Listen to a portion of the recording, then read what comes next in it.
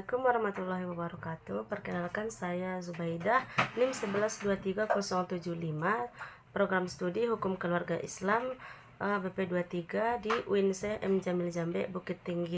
Jadi di video kali ini saya sedikit mereview tentang Undang-Undang Nomor 7 Tahun 1989 tentang Peradilan Agama.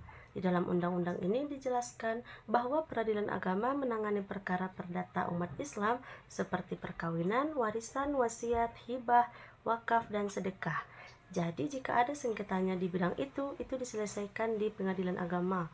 Struktur peradilannya mulai dari pengadilan agama di tingkat pertama sampai pengadilan tinggi agama di tingkat banding yang berada di bawah Mahkamah Agung. Dan juga ditegaskan hakim mempunyai syarat harus bersikap adil, jujur, dan tidak merangkap jabatan. Dan untuk proses persidangannya, prinsipnya sederhana, cepat, dan biaya ringan, supaya masyarakat mudah mendapatkan keadilan. Dan hakim juga tidak boleh menolak perkara seperti kasus perceraian, akan diupayakan perdamaian terlebih dahulu. Selanjutnya mengenai Undang-Undang Nomor 3 Tahun 2006, yaitu perubahan dari Undang-Undang Nomor 7 Tahun 1989 tentang Peradilan Agama. Perubahan ini dibuat karena aturan lama sudah kurang sesuai dengan perkembangan zaman dan kebutuhan masyarakat. Undang-undang ini menegaskan bahwa peradilan agama merupakan bagian dari kekuasaan kehakiman di bawah Mahkamah Agung, sehingga kedudukannya lebih kuat dan jelas. Kewenangannya juga diperluas, tidak hanya mengurus perkawinan, waris, dan wakaf, tetapi juga ekonomi syariah seperti sengketa bank atau bisnis syariah.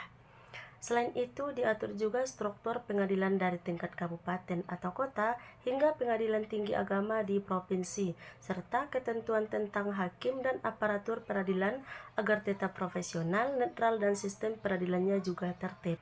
Selanjutnya, Undang-Undang Nomor 50 Tahun 2009 yang merupakan perubahan kedua dari Undang-Undang Nomor 7 Tahun 1989 mengenai peradilan agama, yang mana undang-undang ini dibuat untuk menyesuaikan dengan perkembangan hukum dan kebutuhan masyarakat sekarang. Di sini ditegaskan bahwa kekuasaan kehakiman harus mandiri dan bebas, artinya peradilan agama dituntut jadi lembaga yang bersih, profesional, dan bisa dipercaya. Pengawasannya juga diperkuat baik dari dalam oleh Mahkamah Agung maupun dari luar oleh Komisi Yudisial, sehingga perilaku hakim tetap terjaga. Selain itu, syarat jadi hakim juga diperketat agar lebih berkualitas dan berintegritas.